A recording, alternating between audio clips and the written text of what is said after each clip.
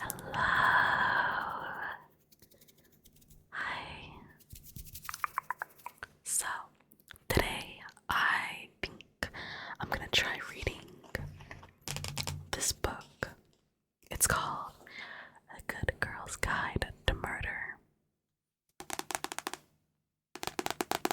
I have it in the book form, but I do have the other two in this series on my Kindle. I do like the series. I think I like the first book more than the other two.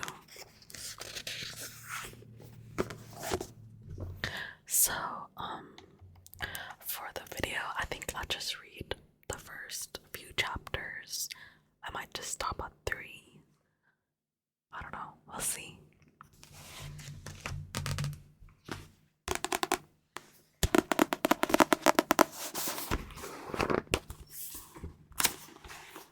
Chapter 1. Pip knew where they lived. Everyone in Fairview knew where they lived. Their home was like the town's own haunted house. People's footsteps quickened as they walked by, and the words strangled and died in their throats. Shrieking children would gather on their walk home from school, daring one another to run up and touch the front gate. But it wasn't haunted by ghosts, just 3 sad people trying to live their lives as before. A house not haunted by flickering lights or spectral falling chairs, but by dark, spray-painted letters of a scum family and stone-shattered windows. Pip had always wondered why they didn't move. Not that they had to, they hadn't done anything wrong. But she didn't know how they lived like that, how the Sings found the strength to stay here.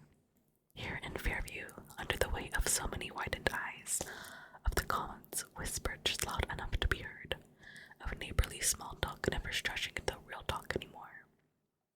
It was a particular cruelty that their house was so close to Fairview High School, where both Andy Bell and Sal Sing had gone, where Pip would return for her senior year in a few weeks, when the late summer sun dipped into September.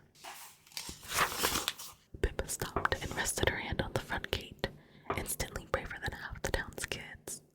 Her eyes traced the path to the front door. It was possible that this was a very bad idea. She had considered that. Pausing for just a second, Pip held her breath, then pushed the creaking gate and crossed the yard. She had stopped at the door and knocked 3 times. Her reflection stared back at her, the long, dark hair, sun-bleached a lighter brown at the tips, the pale white skin despite a week just spent in the Caribbean, the sharp, muddy green eyes braced for impact. The door opened with the clatter of a falling chain and clicking locks. "Hello," he said, opening. "Hello," he said, holding the door half open, with his hand folded over the side. Pip blinked to break her stare, but she couldn't help it.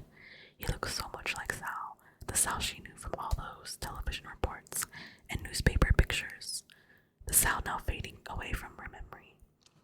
Ralphie had his brother's messy black side-swept hair, thick arched eyebrows, and oaken-hued skin.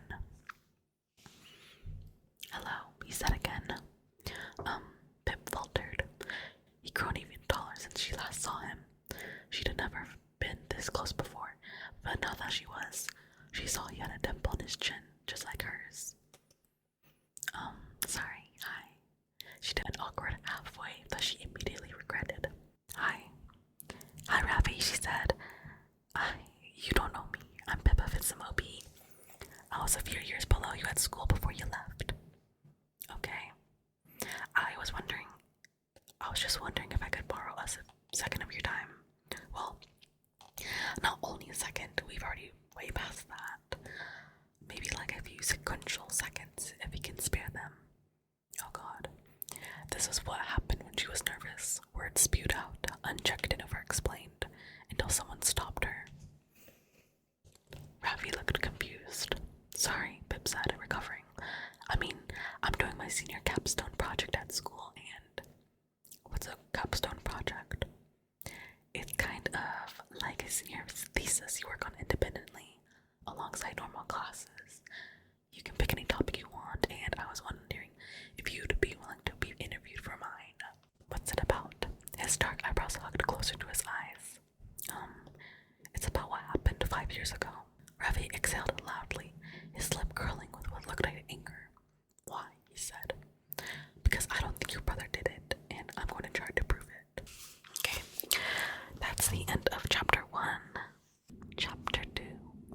Pip's hands hovered over the keyboard as she strained to listen to the commotion downstairs. A crash, heavy footsteps, skidding claws, and unrestrained boyish giggles. Josh, why is the dog wearing my shirt? Pip's dad shouted, the sound floating upstairs. Pip snorted laughed as she clicked to save her capstone project log and closed her laptop. It was never quiet once her dad returned from work. Downstairs, Pip found Josh running from room to room, kitchen to hallway to living room, on repeat, cackling as he went. Close behind was Barney, the golden retriever, wearing her dad's loudest shirt, the blindingly green patterned one he bought during their last trip to Nigeria. The dog skidded elatedly, I think, across the polished oak in the hall, excitement whistling through his teeth. Bringing up the rear was Pip's dad in his gray Hugo Boss 3-piece suit, all 6.5 feet of him charging after the dog and the boy, laughing in wild bursts. Oh my god, I was trying to do homework, Pip said, restraining a smile as she jumped back to avoid being mowed down. Barney stopped for a moment to headbutt her shin, and then scampered off to jump on Victor and Josh as they collapsed together on the sofa. Hello, Pickle, her dad said, patting the couch beside him. Hi, Dad. You were so quiet I didn't even know you were home. My Pipsicle, you're too clever to recycle a joke. She sat down beside them. Josh started excavating his right nostril, and Pip's dad patted his hand away. How are your days then? Her dad asked, setting Josh off on a graphic spiel about the soccer games he'd played earlier. Pip zoned out. She'd already heard it all in the car when she picked Josh up from practice. She'd only been half listening, distracted by the way the replacement couch had stared at her, uncertain when she pointed out which of the 9-year-olds was hers and said, I'm Josh's sister. I said couch, but I meant coach. She should have been used to it by now. The lingering looks when people tried to work out the logistics of her family.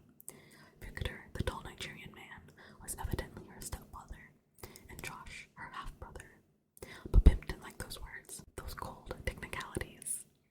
The people you love weren't calculated, subtracted, or held at arm's length across a decimal point. Victor was her dad, who'd raised her since she was 4 years old, and Josh was her annoying little brother. Her quote-unquote real father, the man who'd lent the Fitz to her name, died in a car accident when she was 10 months old. And though Pip nodded and smiled when her mom would ask whether she remembered the way her father hummed when he brushed his teeth, or how he laughed when Pip's second word was boo, she didn't remember him. But sometimes remembering isn't for yourself. Sometimes you do it just to make someone else smile. And how's the project going, Pip? Her dad turned to her as he unbuttoned the shirt from the dog. It's okay, she said. I'm just researching at the moment. I did go see Ravi sing this morning, though. Oh, and he was busy, but he said I could come back on Friday. I wouldn't, Josh said in a cautionary tone. That's because you're a judgmental, prepubescent boy who still thinks little people live inside traffic lights. Pip looked at him. The Sings haven't done anything wrong. Victor stepped in. Josh, try to imagine if everyone judged you because of something your sister had done. All Pip ever does is homework. She swung a pillow into Josh's face, and her dad held the boy's arms down as he scrubbed to retaliate, tickling his ribs. As Pip watched them play fighting, she couldn't help but wonder whether the Sings ever laughed like that anymore, or the Bells. Maybe laughter was one of the very first things you lost after something like that. Alright. Chapter 2 is done. Between these chapters, there's these logs, which are basically Pip's little notebook about little notes about the project, and you get more backstory off of them. So I do recommend if you do like the book so far. Chapter 3. It was an emergency, the text said. An SOS emergency. Pip knew immediately that could only mean one thing. She grabbed her car keys, yelled goodbye to her mom and Josh, and rushed out the front door. She stopped by the store on her way to buy a king-size chocolate bar to help mend Lauren's king-size broken heart. When she pulled outside the Gibson's house, she saw that Kara had this exact same idea. Except Kara's post-breakup first aid kit was more extensive than Pip's. She had also brought a box of tissues, chips and dips, and a rainbow array of face mask packets. "Ready for this?" Pip asked Kara, hip bumping her in greeting. "Yep, well prepared for the tears." She held up the tissues, the corner of the box catching the ends of her curly ash-brown hair. Pip pressed the doorbell and both of them winced at the mechanical song. Lauren's mom answered the door. "Oh, the cavalry is here," she smiled. "She's upstairs in her room." They found Lauren fully submerged in the duvet fort on the bed, the only sign of her existence, a splay of ginger hair poking out from the bottom.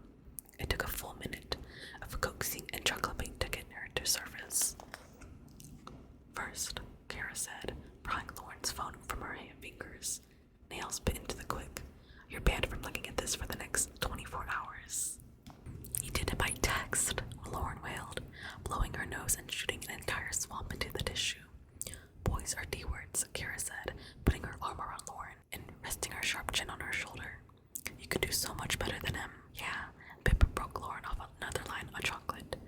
"Besides, Tom always said specifically when he meant specifically." Kara pointed eagerly at Pip in agreement. Massive red flag. "I specifically think you're better off without him," said Pip.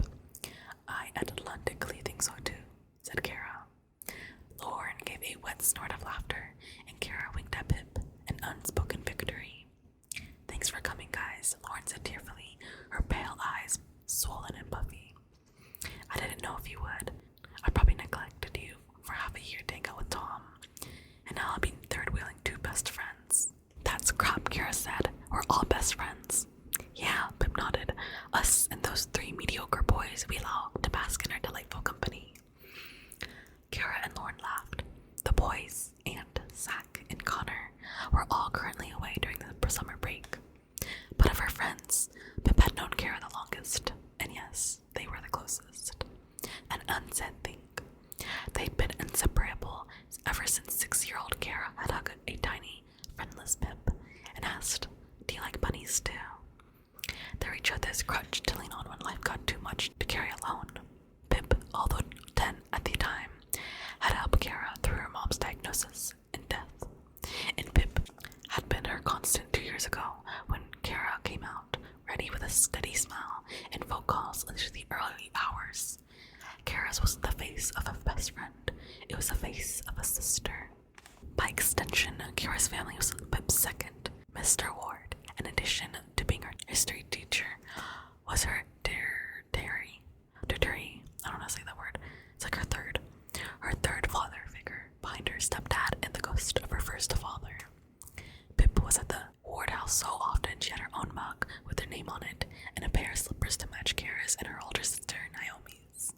Okay, Kara lunged for the TV remote. Rom-coms or films where boys get violently murdered. It took roughly 1.5 terrible films from the Netflix backlog for Lauren to wade through denial and extend a cautionary toe toward acceptance. "I should get a haircut," she said. "That's what you're supposed to do." "I've always said you'd look good with short hair," said Kara. "And do you think I should get my nose pierced?" "Ooh, yeah," Kara nodded. "I don't see the logic in putting a nose hole in your nose hole," said Pip. Another Pip quote for the books. Kara feigned writing it down in mid-air. "What was the one that caught me the other day?" "The sausage one," Pip sighed. "Oh yeah," Gar snorted. "So, Laura, I was asking Pip which pajamas she wanted to wear, and she just casually says, 'It's sausage to me,' and didn't realize why that was a weird response." "It's not that weird," said Pip. "My grandparents from my first dad are German. 'It's sausage to me' is a German saying. It just means I don't care." "Or you've got a sausage fixation," Lauren laughed. "Says the daughter of a P-star." Pip quipped. "Oh my god, how many times? He only did one nude photo shoot in the 80s, that's it." "So, on to boys from this decade," Cara said, prodding Pip on the shoulder. "Did you go see Ravi Singh yet?" "Questionable sake, but yes, and I'm going back to interview him tomorrow." "I can't believe you've already started on your capstone project," Lauren said with a dying swan dive back onto the bed. "I want to change mine already. Famines are depressing." "I imagine you want to interview for Naomi sometime soon," Kara said pointedly at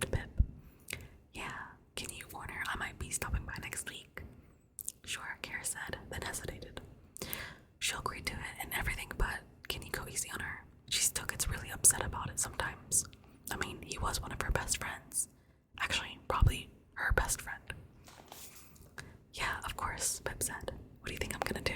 Pin her down and beat responses out of her? Is that your tactic for Ravi tomorrow?